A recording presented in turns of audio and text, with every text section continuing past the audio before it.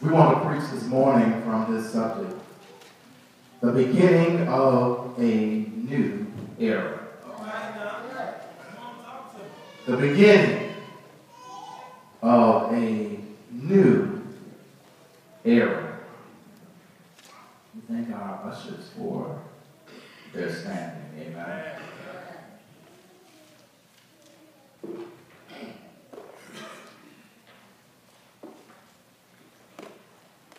If you were given the power to change the world, would you do it?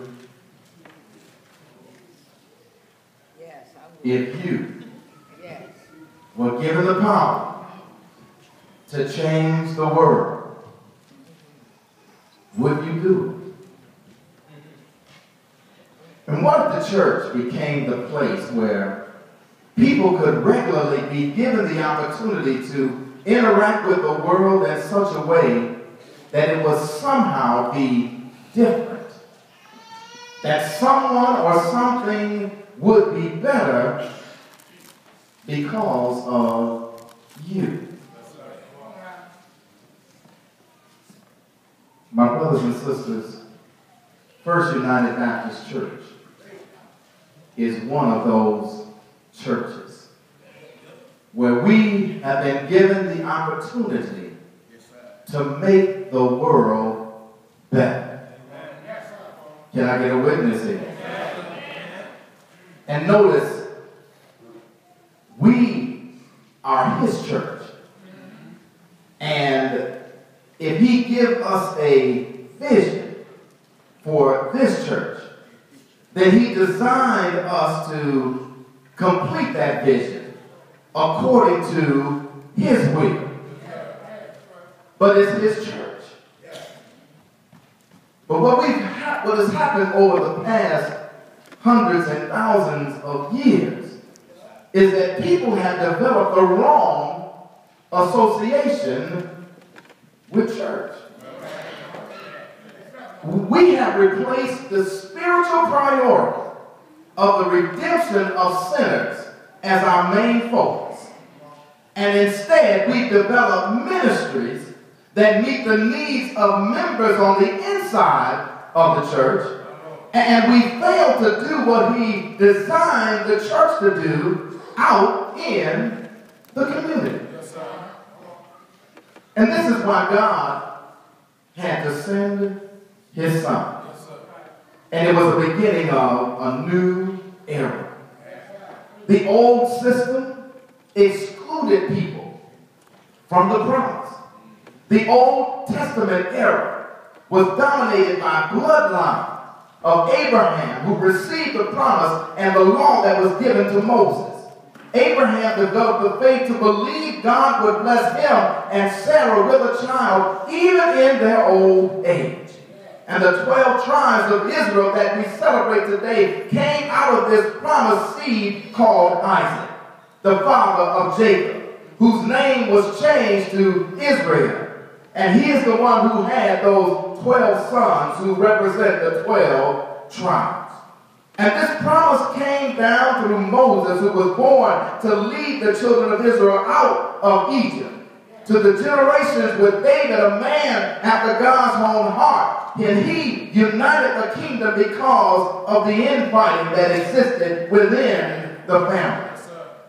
Because of David's repentant heart, God promised that the scepter shall never fall from his throne. And the Jews during Jesus' time were very self-centered because of the old process of kinship and bloodlines. But they continue to be divided within the families. And you know, the same thing is existing today. We tear the church down today because our focus is internal instead of external. People are selfish here in the church. People are jealous here in the church. People become insecure here in the church. But thank God for a new era. No longer would other people be left outside of the promise because they were not born through a bloodline of Abraham. But remember, he told Abraham that through him all nations would be blessed. Not ostracized, not excluded, or made to feel inferior, but all nations through him would be blessed.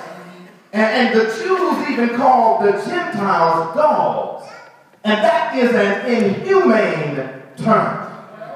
But thank God for a new era. One thing I've learned is that change ain't change if you don't change. Change takes time. Change takes a commitment. Change, it takes faith. Change, it takes direction and vision and instruction.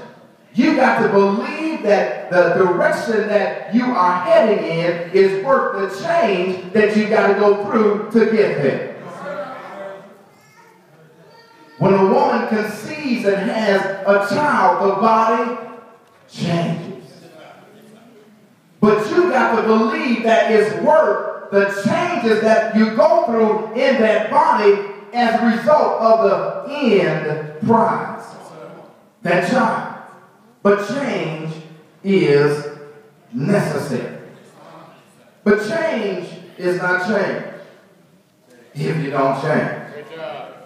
How many of you know that God has enough power that if he wanted things to remain the way they were, he could have left them the way they were? He wouldn't have had to start a new era with new leaders if things were going the way they were supposed to go. If the blood sacrifices in the Old Testament were good enough to please God, he never would have had to send his son Jesus to change things. If we were obeying the law, if that restored men back in fellowship with God, he never would have had to send Jesus. But in the old era, men couldn't obey God and remain committed to his word. They kept slaughtering animals over and over, but it didn't change any of their behavior. And they walked in religious piety, stuck their noses in the air, transformed the house of God into a den of thieves instead of the house of prayer.